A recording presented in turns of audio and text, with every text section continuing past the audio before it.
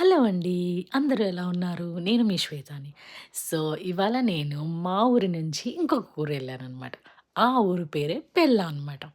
అది వినడానికి చాలా వెరైటీగా ఉంటది గానీ, అందులో చాలా చాలా రకరకాల tulip colours of festivals, tulip flowers ఉంటాయన్నమాట.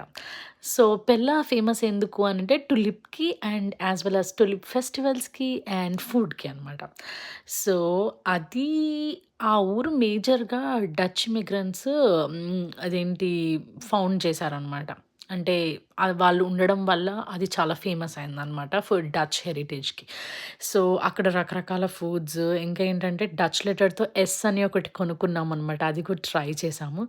అండ్ ఈ ఊరికి నేను చాలా సార్లు ఎళ్ళానండి. ఇదేం ఫస్ట్ టైమ్ గాదు. కానీ ఏంటంటే ఈసారి కిడ్స్‌తో అందరం కలిసి ఫ్యామిలీస్ అండ్ ఫ్రెండ్స్ అలా వాళ్ళ పిల్లలతో కలిసి వెళ్దామని అనుకున్నామనమాట.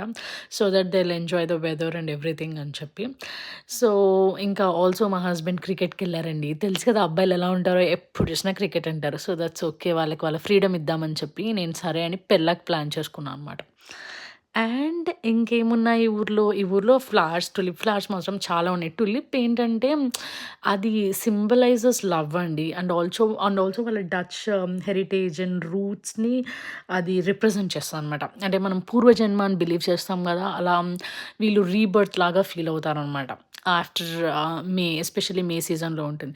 సో, మేమంతా కిడ్స్‌తో ఫుల్ ఎంజాయ్ చేసేసామండి వీకెండ్. మీరు కూడా ఎంజాయ్ చేశారని అనుకుంటున్నాను. మీరు చూస్తుంటే పెరేడ్ కూడా చాలా జరిగిందండి. పెరేడ్ ఫోటోస్ కూడా చూస్తున్నారు కదా! Hope you all like it. By. Take care.